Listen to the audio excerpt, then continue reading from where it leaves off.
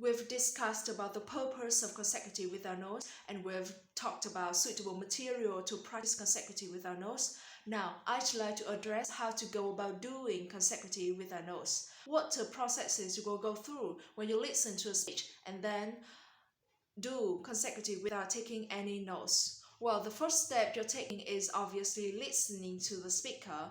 The speaker is taking you on a little trip from A to B, B being a destination or the choice. You are following the speaker along with the same path, same direction, and the speaker may stop by results, just tell you message of scenery. Those might be facts and figures that they would like you to retain. Now, your task is to follow the speaker, not necessarily exactly every footstep, but close behind. Why? Because later, your role is going to act as a tour guide. You're going to take your audience to that same path. So if you take a wrong turn, your audience is going to get lost. You may find that there are standing blocks or rocks on the way. Those might be unknown words, facts that you are unfamiliar with, or cultural references you don't recognize, so you find them difficult to pronounce. But it's important to remember that you can go around them. You cannot let them make you stumble. So as long as you can see them coming, usually do the way around them. You must also remember that the speaker has a personality, so if you don't reflect that personality, you may turn up the same place as the speaker, but you will leave your audience a very different feeling from the one that the speaker evoked when you listen to him or her. So that's your role. You are the tour guide. How can you ensure that you're going to do a good job?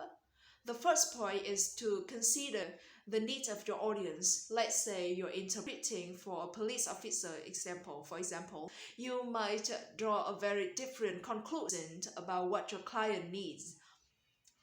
For example, if you're interpreting for a police officer might want you to be extremely faithful with the information you're interpreting.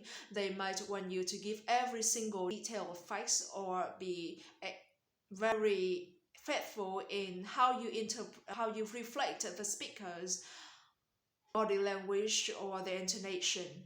Or say now you're interpreting for a group of laymen, you may decide to adjust the way you use your mother tongue. You may decide to use simpler language.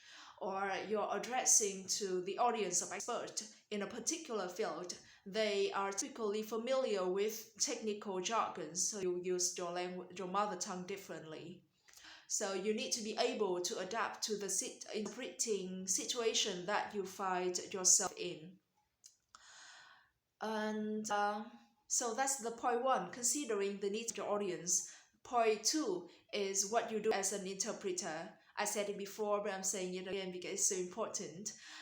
So you need to listen and analyze the speech, and then identify the structure underlying what the speaker is saying. That structure represents the part that the speaker is taking, and that will guide you when you're interpreting. Then obviously you need to deliver your consecutive, and that has been covered in some details in the section of public speaking. Those are the skills you need to draw to deliver your consecutive. Above all, don't panic. This is not an exam. It is a chance, as an opportunity for you to help your audience to understand what the speaker is trying to say.